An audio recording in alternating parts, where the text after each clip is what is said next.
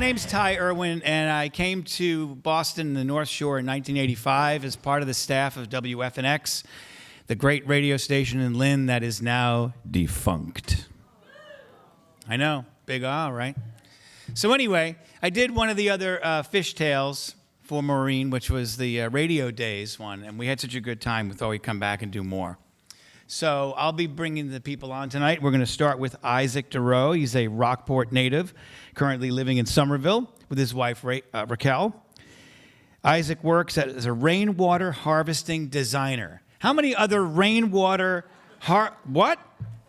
That's an unbelievable job. Isn't that great?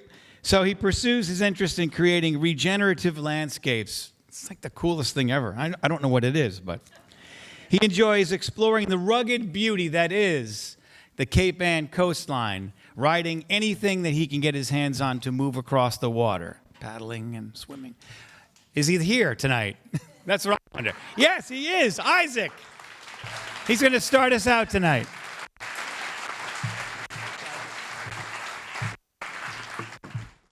I found true love within myself after 44 years. I'm 44 now. However, for the first 25 of those years, I lived with silent pain and suffering because it was a part of me that I hated, and I didn't know I could change it.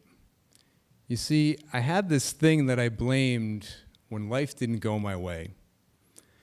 I believed this thing was the reason why I ate food I didn't like when eating out, and why I didn't have many friends growing up. I believed this thing was the reason why I never truly felt at ease around anyone in my life, even those closest to me, and why I felt isolated and helpless. This thing was the reason why I spent so many moments crying until I had no more tears. I felt like life had placed a curse on me, and there was nothing I could do except endure the pain of it. I feared and I hated this thing because of the control it seemed to have over my life. Sometimes this thing would consume my thoughts all day and night, leaving me mentally and emotionally crippled. This thing was my stutter. This thing was my stutter.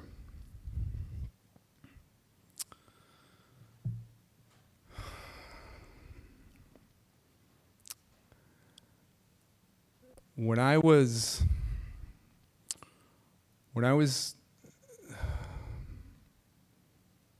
this thing was my stutter.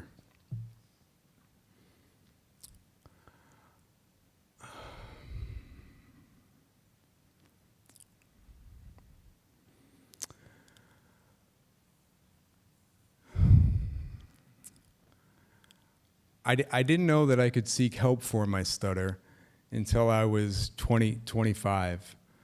And at that point, I discovered that I had a choice.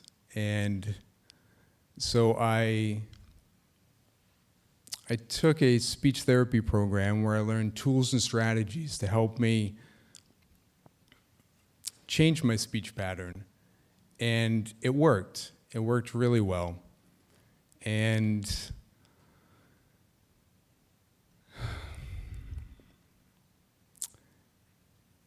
it changed my life at that moment.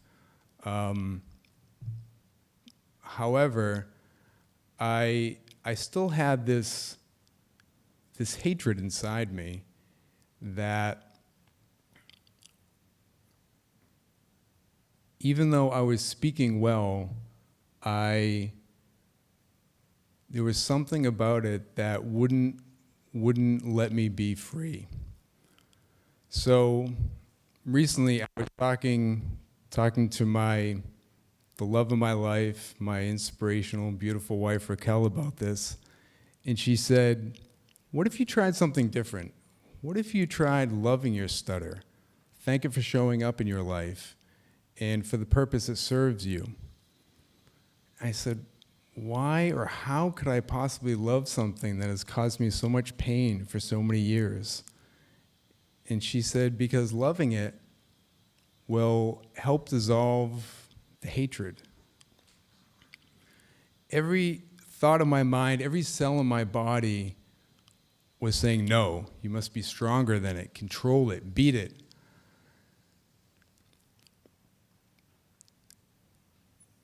So I thought about this wildly insane idea for a while and decided to try it.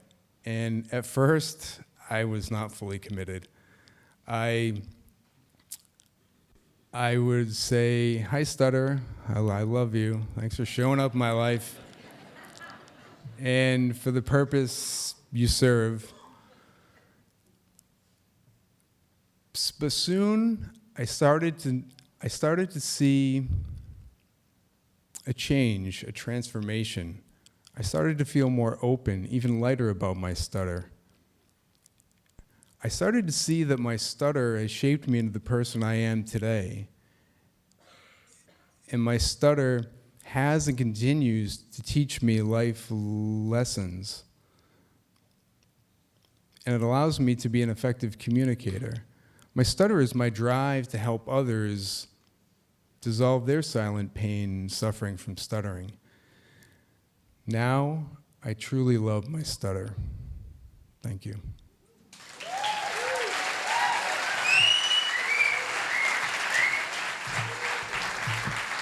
Thanks, Isaac. Well done.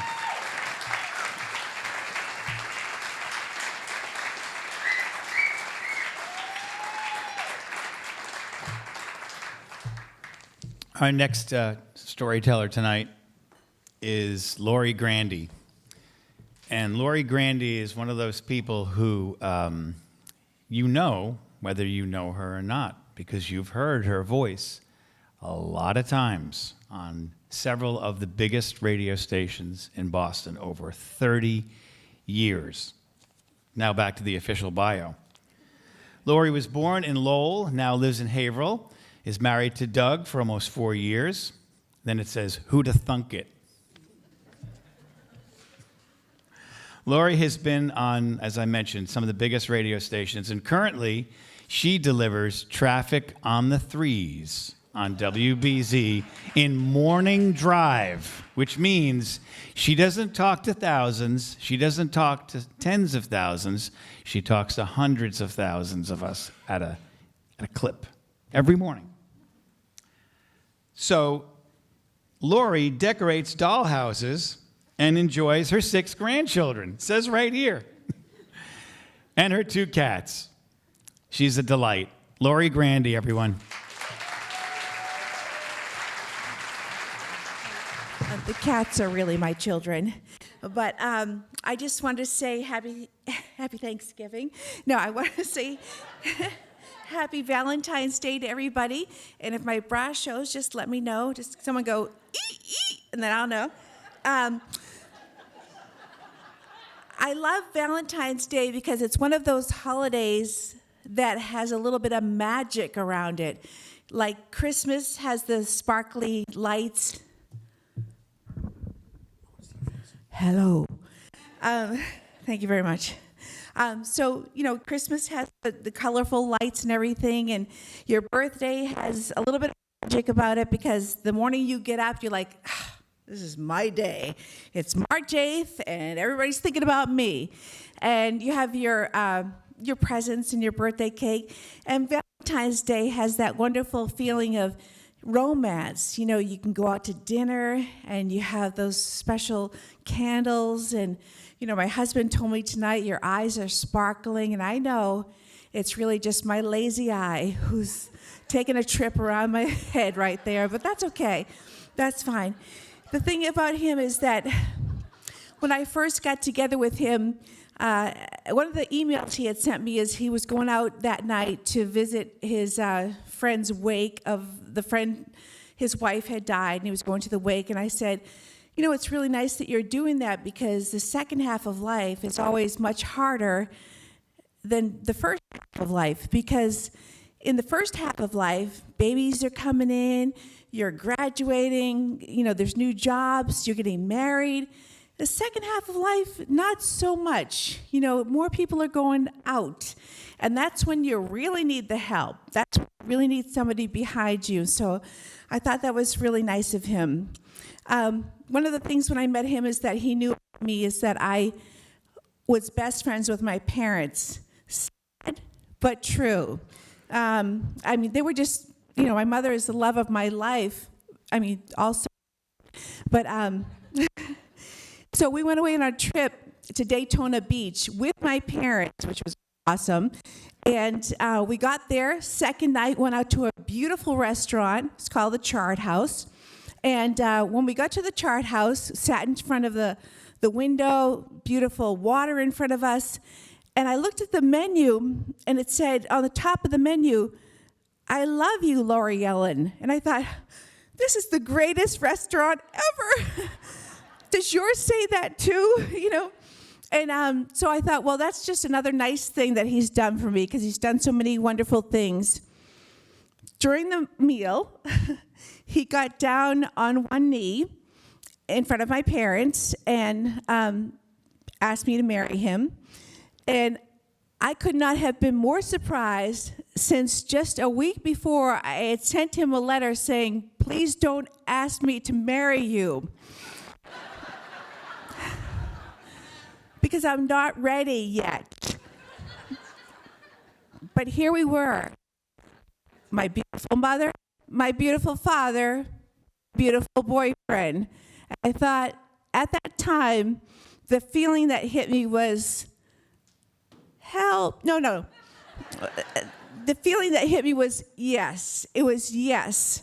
So the next day, I said yes. Now, I want to say the night before, I told you that my mother was the other love of my life. We went home that night, and we had listened to a Lionel Richie CD in the car back to the hotel, and I put my head in her lap in the back seat, and she was just rubbing my hair, and she said, you're engaged. And I said, yes. And the next day, the weirdest thing happened, and this is where the magic comes in. When we are children, magic is everywhere. Magic is all over the place, but as we get older, it kind of fades out of the way. But this is truly, honest to gosh, what happened. I looked at my fiance, and it was as if a veil had been lifted from him. And all of a sudden, I saw this handsome, generous, wonderful man. And I'm like, what the? Honey bunches of what? I was just like, what the heck is going on? Afterwards, I realized it was really me dropping my defenses and all my hurts and my guardedness from my bad relationships in the past. And I allowed myself to love this person and to be loved by him. And that's what it was. It wasn't really the veil lift. He was the same all along. He was always a good guy. Hi, anybody drink of water? Because I'm dry. But little did I know that there was a lot of stuff going on behind the scenes. My personal confidant, the one who was my best friend, the love of my life, my mother, had said to him at one point, "Don't worry, Doug, she'll break." I'm like, what the? And just before we went out to dinner that night, my father and Doug had all prayed together and hoped that I would have the right answer. My father may be hoping for no, just kidding. But anyway, so my mother that night gave him a medal that he's worn ever since. And I was like, wow, all this is going on? I'm like, woohoo, So the thing is that she knew I needed somebody like that in my life, because I just lost that love of my life this past year. My mother, who is a darling, and And I've had this other love of my life to help me through, to buoy me up and be there and be on my side. And thank God I broke. Thank God I broke. Happy Valentine's Day.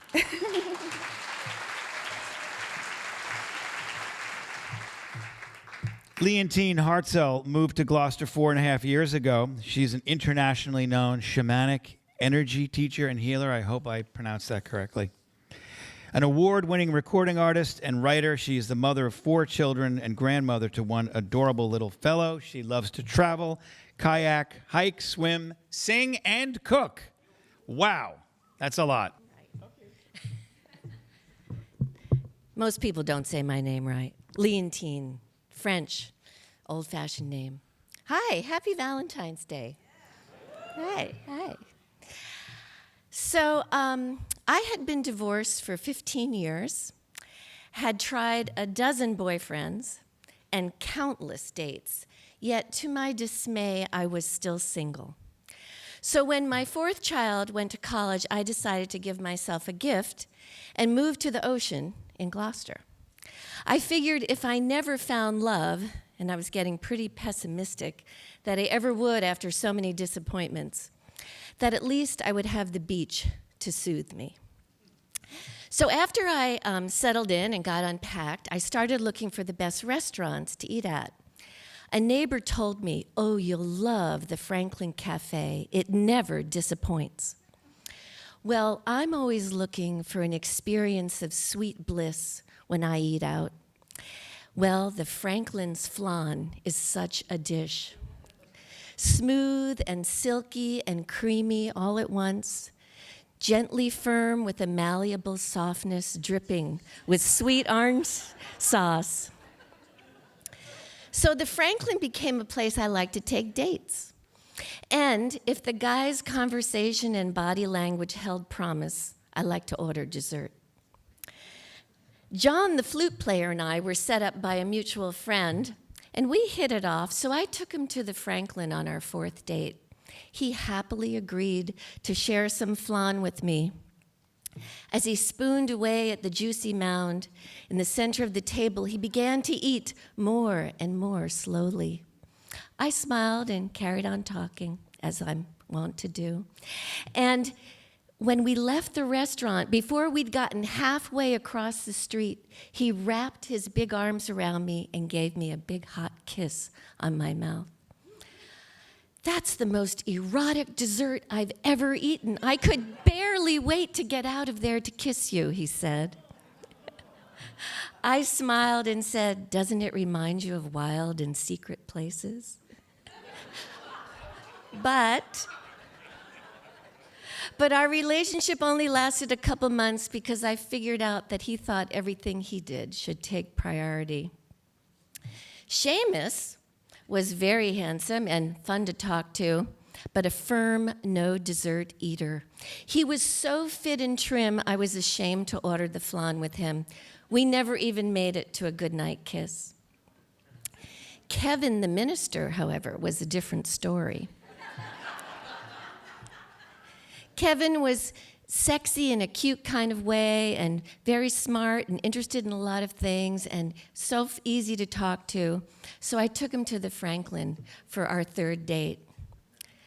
He happily agreed to share the flan with me. He took 2 bites and then he looked at me. "You ordered this on purpose, didn't you?" he said. I smiled and nodded yes. "It's the most sensual dessert I've ever had, just like you are the most sensual woman." And he popped more flan in his mouth and grinned. But to my dismay, Kevin was not really emotionally available. "I don't want to fall in love with you," he said, "because then it's going to stop me from moving to Arizona to play golf when I retire." It's true, he said. So I was disappointed, but I rallied and forged onward. Then Don showed up. He contacted me through a dating site, and we had a very nice conversation on the phone. So he decided to drive 2 hours to take me out to dinner. I thought I should put him right to the test. So he agreed to share the flan, but he only took one bite. I was so disappointed. I said, "Don't you like it?" He said, "Oh, it's too sweet." Well, I turned out to be too sweet for him, too. I soon discovered he was a narrow-minded, ultra-conservative who had cheated on both his ex-wives. So on it went with Peter, who greedily ate more than his half of the flan, and then kissed me sloppily for what was our last date. And Robert, who quietly ate his flan without speaking. He had wanted to order his own. So after 2 years of flan dates,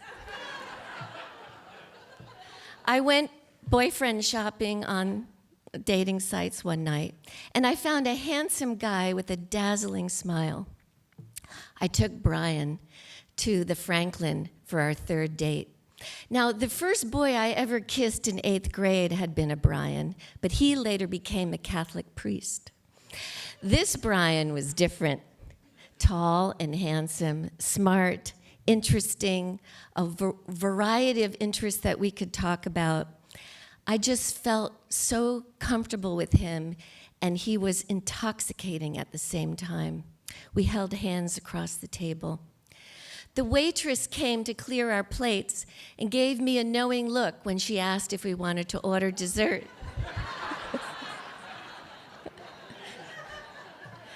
But in that moment, all of a sudden, I realized I didn't want dessert. I just wanted him. I felt infused with a certainty I'd only imagined I could ever feel. But Brian looked up at the waitress and said, "Let's hear what they are."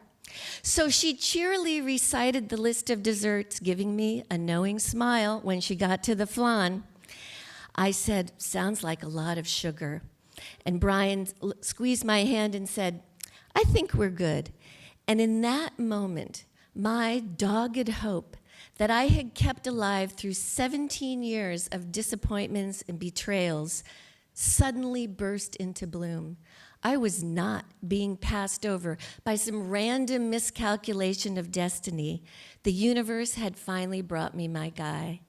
And later that night, when he kissed me for the first time, and every day since, I've known I was right and that there was no need for flan. Thank you.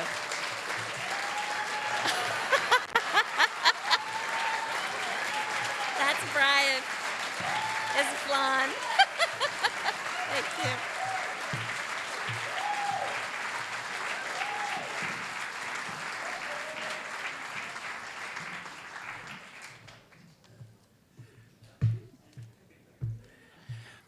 Joel has lived in Gloucester for 10 years. He is a stay-at-home dad. That alone, a round of applause for a stay-at-home dad. Man, oh, Manischewitz, that takes talent. How about this? Yoga and commercial tuna fishing. Yep. In one guy. Wow. Surfing has been a passion of his for a long, long time, and thank goodness he took tonight off to be here with us and give us some stories about his travels. Joel?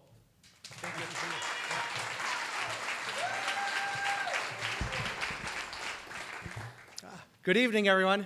Great, great to see such a full house. I'm really, very, very nervous to be up here. This is something really outside of my comfort zone. But thank you for offering me the time and space to share my stories and understanding of love. As my very first memory in life, as a small boy, 4 years old to be exact, I'm in the kitchen of my family house, and my parents have just told me they're getting divorced. I remember crying and running back to my bedroom, where I returned with a little teacup of trinkets, probably change and buttons. And I had offered this to my parents in hopes that, my possessions, could keep the family together. Well, it didn't. And, truly for the best. I ended up with two sets of parents. I have step parents that, have been married, to my birth parents for 30 years. So, I've had this, huge support system. But very early on in life, I learned that, marriage wasn't necessarily forever, and that, like, not all love is true love. My stories, however, could not be worlds different. At 23 years old, I'm bartending down the street from here at the boarded up bar. You guys all drove by when you came in, and if you're a Gloucester resident, it's changed hands a dozen times. But 23 years old, I'm bartending on a Friday night, and by chance, I end up meeting Christina. And Christina is without knowing it, has become my absolute love. And that night we did everything that 23-year-olds do. We drank and laughed and smoked, and I could tell you the whole story, but I'm a gentleman, and a gentleman doesn't always tell the whole story, and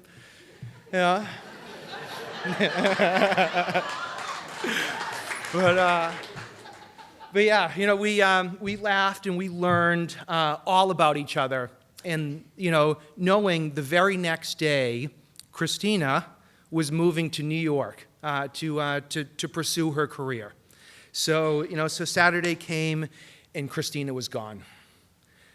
Well, I married that girl, and 5.5 years later, we're driving up to Maine to celebrate our honeymoon.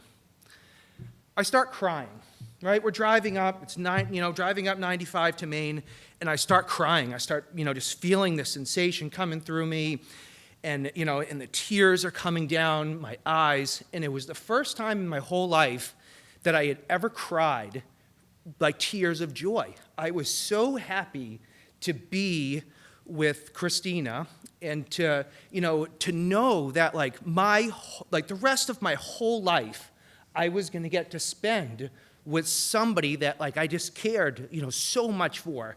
It just welled me up, overwhelmed me. Tears are flowing, and we're off to Maine. Well, 12 years go by, 12 years of friends, 12 years of parties, 12 years of fights and making up and making out. And I find myself, in Beverly Hospital. And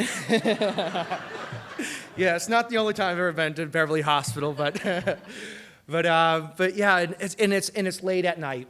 11, 12, 1 o'clock in the morning, and I have my little girl on my chest, and she's 8 pounds 4 ounces, Fern Marianne. All right, thank you, thank you, Sarah. It's recommended these days, that you're skin to skin. So my shirt is off, and I wanted to give the girls that visual. I have my little girl on my chest, and my eyes are closed, and I just start breathing with her, and I hear her little breath, and I feel her little heartbeat. And I start to get this, this sensation in my heart. And the sensation from my heart travels up into my throat, and it's up in my head, and it's filled out to my hands and my feet, and the whole room is now just radiating and vibrating with this new and complete, sensation of love. And thank you.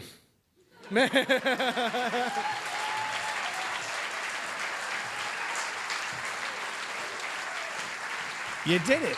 You did it. See? Now you know. You can always do it. You did it. Annabel Wildrick grew up in New York City. She has lived in Gloucester for the last 20 years and spent all the years in between in lots of other places. I don't know. She knows what that means, but I don't. She's happiest when making things. Where is Annabel? You're happiest when making things, creating. There's no stopping you, according to this. Listen to this. This is a partial list.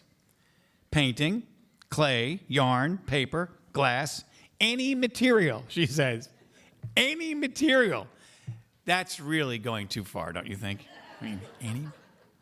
All right? But the best thing, and I think this is a nice thing about tonight and the whole theme of true love, the best things that Annabel has ever made, thanks to Ben, are Lorenzo and Lily. Everybody. Annabel? The mic is yours. Yeah, I grew up in New York City, lived here for about 20 years, and in between lots of different places. One of those places was Seattle. I spent 14 years there. And many lifetimes ago, it seems, my fiance and I flew east to New York from Seattle so my fiance and father could meet each other. My father's health wasn't good enough for him to make the cross-country trip. So fiance and I had arrived at the apartment, and we were just about to go into my father's bedroom where he was waking up from a nap, and they were going to meet for the first time. But before I go forward, I have to go back a little bit. My father was a fat man. Morbidly obese was the medical term for how large he was. And like many very overweight people, he had what he called an overhang, which was a large area of fat that hung down below his belt that was very uncomfortable. So uncomfortable that he didn't wear pants very often.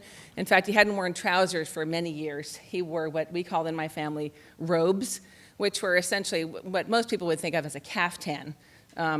Two rectangles of fabric with armholes, big deep V-neck, ankle length. And he had them in all different fabrics. He had them in denim for everyday wear, and he had heavy-duty corduroy and windproof polar fleece for the winter, and even a white linen one with gold brocade around the collar for fancy occasions. My stepmother had made them all for him. And so that's what he wore. But this overhang was really bothersome to him, so he decided that he wanted to do something about it. He wanted to get rid of it. So he called his doctor, and he explained what he wanted to do. And his doctor listened and said, no, absolutely not. In addition to being obese, my father was diabetic, and the combination of health problems made it way too risky to undergo a general anesthetic, which would be necessary for such a surgery. So the doctor said, forget it, no way. Well, my father didn't like the word no from anybody, for any reason, in any way. So he called another doctor, and another doctor, and another one, and of course, they all said, no, absolutely not. So my father called Paris, where his heart and soul resided, and he spoke with his friend Françoise, a surgeon, and Françoise said, oui, bien sûr, mon ami. So they hatched a plan. Françoise said yes, she would make this happen for him. So several weeks later, my father and stepmother flew to Paris and spent several days with friends and enjoying wine and food and good company and stories and laughs and all that good stuff. And on the appointed day, she drove him to the surgery, dropped him off, see you later, and in he went for the surgery. So the plan that he and Françoise had hatched was that she would inject a numbing agent starting at one side of his abdomen and then cut, and then inject a little bit more and then cut, and so on across his abdomen until she was done. So that's what she did. And she got across to the other side, and off it came, and she put it on her head and did a little shimmy around the operating room, and then she plopped it on a scale. I don't know what that was. And then they chuckled and congratulated themselves on their cleverness at solving this problem. And so it was done. Or so they thought. Within 24, maybe 36 hours, my father's scrotum had swelled up to the size of a small melon. Red and turgid and very uncomfortable. And it stayed that way for the rest of his life. You see, Françoise was a brilliant plastic surgeon. She specialized in ears and hands and breasts, things that stick out, right? What she didn't anticipate was that when she cut across his abdomen, she would totally fuck up the lymphatic drainage system in the lower half of his body. So all that beautiful balance that we all have in our bodies, where our systems take care of them, ourselves, was completely messed up. And so the fluid in his body didn't have any place to go but right there. So, back in New York, fiance and I are going into my father's bedroom. We knock on the door. We enter. He's sitting up on the side of his bed. He picks up his glasses from the bedside table. He reaches down to lift up the hem of his robe, exposing himself, and thereby posing the unutterable question, "Are your balls big enough to marry my daughter?"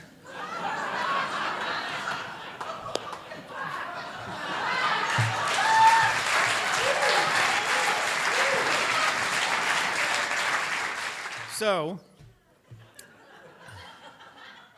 now I go.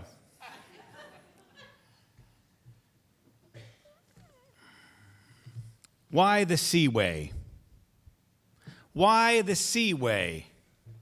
Why the Seaway? Now a dramatic pause. Why the Seaway? Now something more sinister. Why the Seaway? Sounds like something from an old spy movie, doesn't it? Why the Seaway? The Seaway was a motel in Montreal, and it was a place that I found right near the bus station. Sound romantic? Come on, it's Valentine's Day, everybody. So, my story for you tonight centers around the idea of what true love can be or is for some of us, and I hope it's for you. Because for me and my wife, my girlfriend turned wife, we've been together for 43 years now. The secret is one-liner jokes that only we know about, because we share so many of these fun memories, right? So, Why the Seaway comes from 1977. Yeah. We were college students, madly in love, trying to act like adults, thinking, how can we get a loan? Where can we go? Let's get on a bus and go to Canada. She laughed at that part. So we found the Seaway Motel. That was the destination. At customs, we were put through the most browbeating and unbelievable badgering and bright lights in our eyes and the whole thing, just like in those spy movies. It's a little bit of an exaggeration. I will now do my impression of the interrogation that took place that night. Canadian customs woman came into the room, overcoat, hat, just like in the spy movies. She said in that Quebecois accent, "Sit down." I said, "I already am sitting down." And she said, "Who are you traveling with?" Let's try that again. "Who are you traveling with?" Doesn't even sound. Where did that accent come from? I said, "I'm traveling with my girlfriend." And she said, "Do your parents know?" And I said, "Yes." And she said, "Are you running away?" And I said, "No." And she said, "Where are you staying in Montreal?" And I said, "The Seaway Motel." And she spun around from her chair, just like in those old spy movies. She lit a cigarette, leaned in, and said, "Why the Seaway?"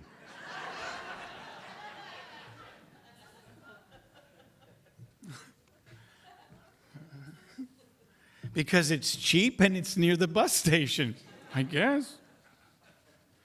She then dismissed me in that way that only people in Quebec can do. She dismissed me with a wave of her mighty hand, and I was on the bus again. And I said to my girlfriend, "You're not going to believe this, but you know when they interviewed us separately, this woman was like, why?" She said that to me too. Why the Seaway? So this event over the years has kind of taken on a life all its own. Why the Seaway has become our little thing. I hope you guys have your little things. It's become our shorthand for any occasion. We don't have to go into a big thing. All we have to say is a couple of words, and we're right back with the joke. And everyone else looks at us like we have 8 heads, and that's okay.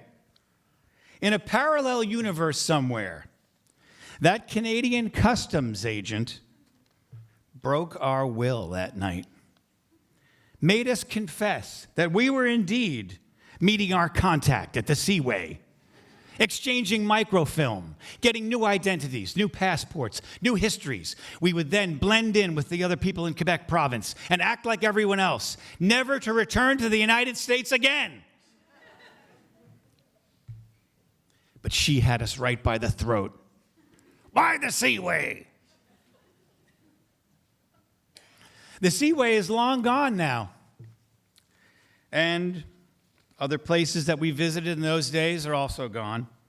It's not 1977 anymore.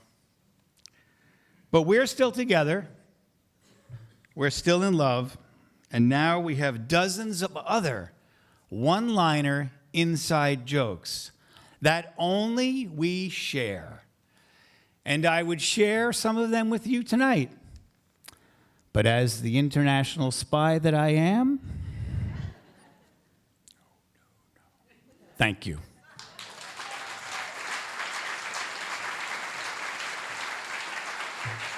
Are you ready for one more tonight? You ready for one more?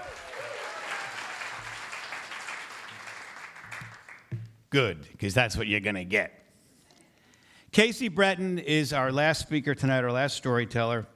Casey lives in Gloucester with her husband and 3 sons, works at Common Crow, but she prefers to be moved by oceans and mountains. Casey?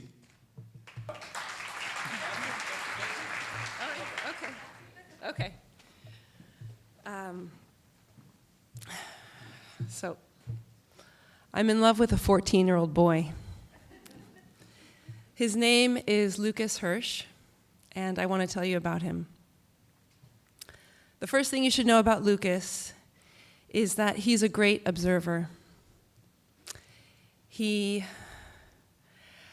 notices how people smell and how they walk. In the spring, his heart flutters at the sight of the first spring crocus popping up through the snow. In the morning, he lies in bed with the window open and his eyes closed, and he names birds by their song. The second thing you should know about Lucas is that he loves his pet turtles. He has an old Russian tortoise named Flash and 2 baby aquatic turtles named Merlin and Gandalf. He talks to them at length about everything, from breakfast cereal to the lifespan of the sun to the pain in his heart.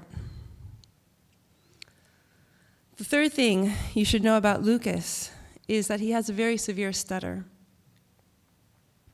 His stutter is so severe that he has yet to complete a full sentence in the company of humans.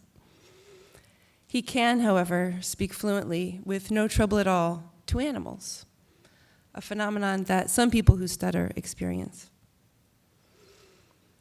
I have loved Lucas for the past 5 years, ever since I created him for a young adult novel that I'm writing.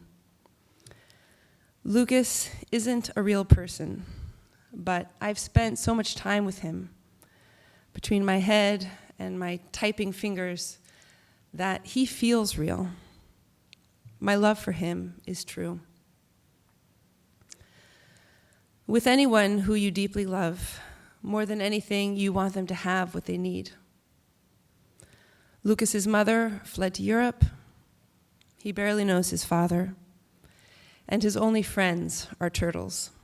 Lucas, I knew, was lonely. But his stutter made speaking to people painfully difficult for him. One of the nice things about writing, as compared to, say, life, is that you can make up whatever you need. Lucas needed a friend. Lucas struggled to speak, but he needed a friend, so I made one up for him. A perfect friend, I thought, because she was deaf. At the time, it made sense, although now it hurts me to think about. Natalie was a confident, headstrong animal lover who was deaf. She had the spirit of a tiger. Lucas and I loved her from the start. I brought the two of them with me everywhere. We would go for drives around town, and their company made me happy. Over time, Natalie's big personality took over, and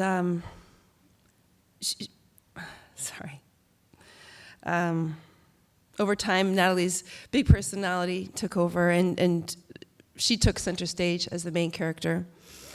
And Lucas, as he often does, fell into the shadows. Fast forward to a complete draft. In children's literature today, there's a big push to include greater and more truthful representations of people from marginalized groups. Not being deaf or having a stutter, I had my work cut out for me. Part of that work I knew would be hiring sensitivity readers. A sensitivity reader is a person from the marginalized group that you're representing whose job is to ensure that you write a plausible character and that you do no harm in representing the group. Since Natalie had become the star of the show, I decided to hire a sensitivity reader for deaf characters first. I found someone with a good reputation. Mind you, prior to this, I hadn't shared my writing with anyone outside of my writing group partners, and they'll cheer you on even when your writing is shit. So the thought of sending my manuscript to an unbiased reader and paying her money to tell me the truth was scary, but I had to do it. I sent Natalie inside of my manuscript to the professional reader. 3 weeks later, she comes back to me in my email inbox. I'm at work when she arrives. I know I should probably wait before I open it, but she's been gone so long, and I am anxious to find out how she is. So I open the message right away. "Thank you for your manuscript," it starts. "Okay, you're welcome. You might want to get a glass of wine and sit down for this." I didn't hold back. My heart drops to my knees. People only tell you to sit down before they tell you something that you don't want to hear. I'm going to spare you the gory details and just give you the bottom line. I did a really bad job writing a deaf character. My portrayal of her deafness wasn't believable at all. The entire manuscript was marked in red. The reader did not have one positive thing to say about Natalie. Of course, I burst out crying right there at work. This person who I poured my heart into and loved was lying motionless in a pool of red ink, like she'd been slaughtered. And you know what? You know why it hurt so bad? Because I knew the feedback was true. Lucas needed a friend, so I cobbled one together for him as fast as I could. I researched and interviewed members of the deaf community, but I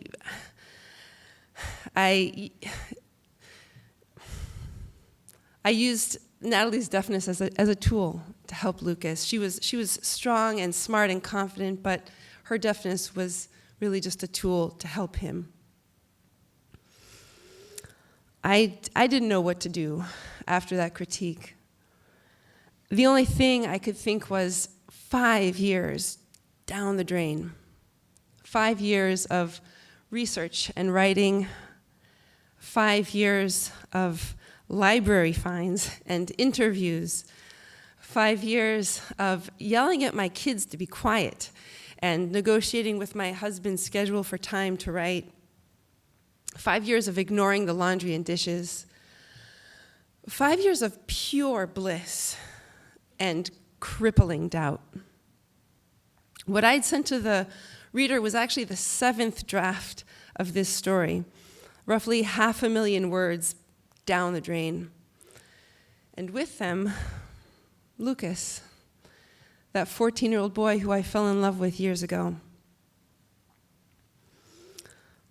I couldn't look at the manuscript for weeks. In fact, I started a new project.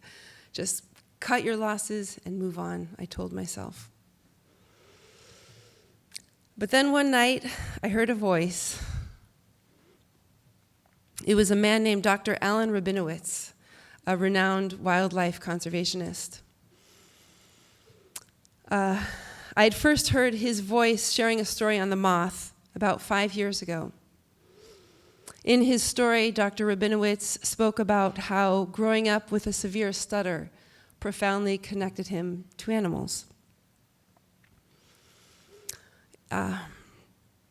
As a child, he made a promise to himself that if he ever found his voice, he would use it to speak for animals, to protect them. It was his story that inspired me to give birth to Lucas 5 years ago. I went back and listened to more stories and speeches and interviews with Dr. Rabinowitz. He was a fierce advocate for big cats, and later in his life became dedicated to the stuttering community. In his voice, I could feel Lucas's pulse. His heart was still beating. I had to try again. So I'm 25,000 words into my 8th draft of this story. I have a roadmap and a synopsis. I pulled the plug on Natalie, but Lucas has a new friend. He promised me that he's not going to hide in her shadow. I'm still doing research and interviews. I'm still paying library fines and yelling at my kids to be quiet. I'm still negotiating with my husband's schedule for time to write. I'm still ignoring the laundry and the dishes. I'm still asking myself, why are you doing this? Why are you putting yourself and your family through this? Not only am I not getting paid for this labor, but the odds of this book getting published are stacked wildly against me, like massively against me. The phrase slim to none applies, which would mean I'm doing all of this for nothing. Nothing but love anyway. Thank you. Happy Valentine's Day.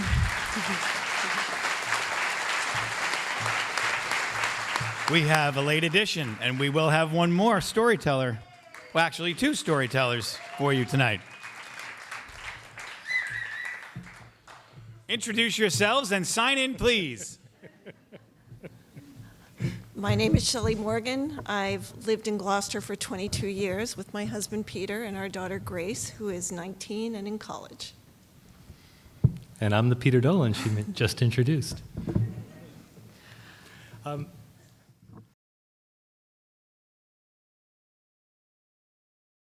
Good evening, everybody. Happy Valentine's Day, and thank you for having us back here on the stage at Fishtails. Some of you might recall from about 2 years ago when I think the theme was Zest, and we were down at the Cape Ann Community Cinema. Shelley and I talked with you then, and some of you may recall that at first Shelley was a little uncertain about me, to say the least. And We when we first started out, I was restricted to Not dates. not dates, very clearly, not dates. And when Maureen asked me if we'd consider coming back to talk again at Fishtails, we got to thinking and we said, we might have left some people wondering, how did the two of you meet? How did you first get started going out on those not dates? So I first saw Peter at a restaurant in Rhinecliff, New York. I was eating out with my friends, Mary and Bonnie, that I worked with at a liberal arts college in the Hudson Valley. And we were celebrating my promotion to Dean of Students at this college. And they said, "Have you met the new math professor? He's right at the other end of the restaurant here." And at the beginning of the restaurant, with a big picture window behind him, was Peter alone reading a book. And I waved, and a few minutes later, it was pouring rain outside, and a few minutes later, a man passed by the window right behind Peter in a raincoat, and he opened up his raincoat and had nothing underneath, and started to dance a little bit. The three of us, sat open-mouthed, looking past Peter at this man. And Peter, oblivious to all of it, looks up and goes, "Hi again." An auspicious beginning, I think so. And I like to take credit for being the one who asked Shelley out, but the truth was she really made the first move a couple of weeks later when she asked me to be on a hiring committee that she was organizing. But it really wasn't until a couple of months later at the staff holiday party when there was a significant development in our story. And, the party's winding down, and I'm trying to screw my courage up, and Shelley's getting her coat on, and I said, we really should go out sometime after the holidays. And Shelley said, "Sure." I got about 10 paces down the hall, and I said, "Oh, he means go out, out." I can still, all these years later, I can see her in her big green coat turning around with the stupidest look on her face as the pieces started to come together in her brain. So it began that I only agreed to have lunches with him for the first month. And that felt okay to me. And one day I left for work and I went outside to my car, and it was a very rainy day, and there was something lodged under my windshield wiper. And in a baggie was a love note that said, "I woke up thinking of you, just another ordinary day." I know.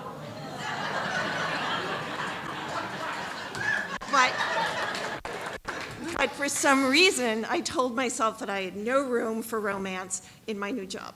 So I would only have lunch with this man. But I hung in there.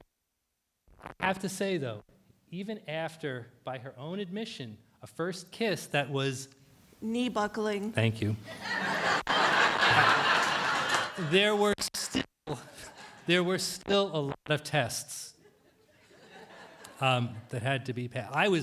I was definitely going through some sort of carefully worked action procedure with all of her friends. And to be completely fair, the first time I brought her to Long Island to meet my family, they put her through a few too. So we drove to Long Island on Easter, and I met Peter's brother John, his brother Paul, and his mother Ruth Dolan, Irish, three brothers, about a year and a half apart each. And on Good Friday, like any good New Yorkers, we had Chinese food on Good Friday. And Peter's brother John, who was always one to mix it up, said... The middle child, said, "Mom, go show Shelley what Grandma did to your wedding album." So she knows what she's getting into. Right. So my mother-in-law said, no. And after, persuading, she went out to get the wedding album, and it was pristine. I should say that Peter's parents had been divorced 20 years by now. It was a pristine wedding album, and I opened it up. and there is no sign of the groom in any of the pictures. In any of the pictures. The only thing you see is a hand, an arm and a hand cutting the cake. And that was it. And my mother-in-law looked at me and she said, my mother had anger issues. And I said, did she though? It seems like she had clarity. But back to the friend, we were fortunate enough to have stayed friends with a lot of people from throughout all of our lives up until then. And they all started to show up to check out the new love. My friends embraced Shelley faster than they embraced me. My oldest friend from college was getting married that summer, and on their second meeting, his fiancée asked Shelley to be in the wedding with her.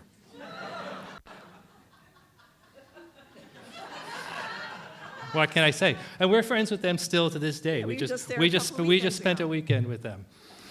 And we laughed, and we played cards, And we laughed had some more, and we cocktails, ate we and laughed drank, some more. Yeah.